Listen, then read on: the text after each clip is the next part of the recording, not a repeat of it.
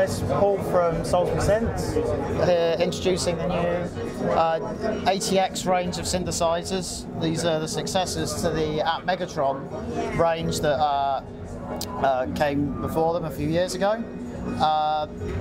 You've basically got the top of the line here is the Atmultitron, and it's got 8 Atmegatrons in a box, but that's combined with analog VCFs and analog VCAs and a very in-depth editor. No more plastic overlays, no more data cables. Everything's done with OLED displays and micro SD to pass data around.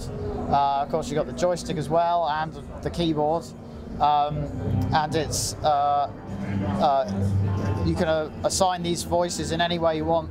I'm showing it just a very simple 8-voice polysynth today. So if that's the analog filter there. That's a CEM 3320 filter, 8 of those in a Elka Synthex configuration with taps which can be switched on and off as you want.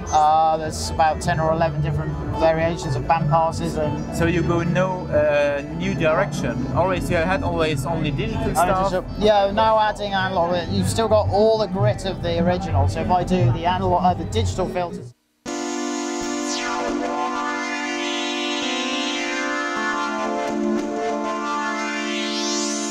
Still hear that, you got the grit of that, but you can now combine that with the analog as well. Yeah, I see this being used almost like an 8-bit workstation, in that it will have a powerful live performance sequencer that allows you to sequence many parameters of all the voices independently. And I would say it's been something where you'd have a few voices for a polysynth, a couple of voices for drum machines, the Atmegatron drum machines, a voice for maybe an Auditron for a bass line or something, and then maybe a string machine for some pads or something like that. So the idea is that it will be an all-in-one performance machine, but versatile as well, that you could just use it for as a polysynth as well. So the idea is very open-ended. So you would develop it further, the main idea of the Atmegatron? Or... Exactly, yeah, taking the original multiple personality idea of the original Atmegatron and developing that further. So the oscillator side here is now further developed compared to the Atmegatron, or is it the same? It's taking basically the best bits of the Atmegatron and the Ossitron module here and combining them together. So we've got where the Ossitron has the audio input for the wavetable sampling. We actually gone further than that, so we now have the inputs for doing wavetable sampling should you wish, including a little mic amp at the far end there, because one of the most popular things was to do a vocoder style effect with a mic and wavetable sample that, which created kind of robotic. It sounds like a vocoder, but it doesn't actually, it isn't a vocoder, so that'll be very easy. It also can do cross-modulation between the voices, with the idea of doing FM with internal routing, so you can set up internal routing. So lots and lots of options, so pushing the Atmega voice further and further. So they're comparable to the normal one. How many are there now inside? There's 8. This is basically 8 Atmegatrons. Yes, yeah. And there will be, it will look like this, or it's on our prototyping? There might be the odd knob or socket that moves about slightly, but the overall look is like this. There's a few little improvements I'm going to do, but this gives you a very good indication of the feel of the synth.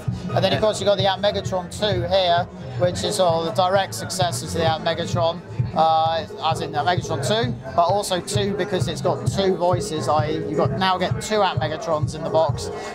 You get the full controller sequencer software as well. The only thing it's missing is the analog side. So yeah, that will be the desktop version. Also plans later on, maybe next year, to break this into modules as well. It's all been designed so that it can be a modular system. You have all the standard modular connections, and then it also has a data bus cable that runs along and allows all the controller to talk to all the ATX modules. So it's got heavily thought through with the idea of being modular. So you put the main cables or the main connection on the front panel. Exactly. Yeah, you've got your main connections on the front, and then you'd have you'd have your power ribbon behind, but also the ATX bus ribbon as well as an extra cable behind, and that does the 8 channels of audio, and it does the data as well, the digital data. Okay.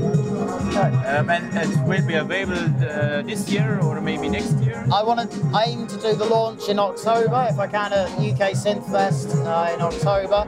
That's my hope, but I'll be doing all the updates on soulsbysynths.com/ATX, so that I will be doing updates as I sort of code bits of the software and bits are completed, and when I do audio demos and things, so people can see how it's developing and get feedback off of people. Any information of the price? Not at the moment, no.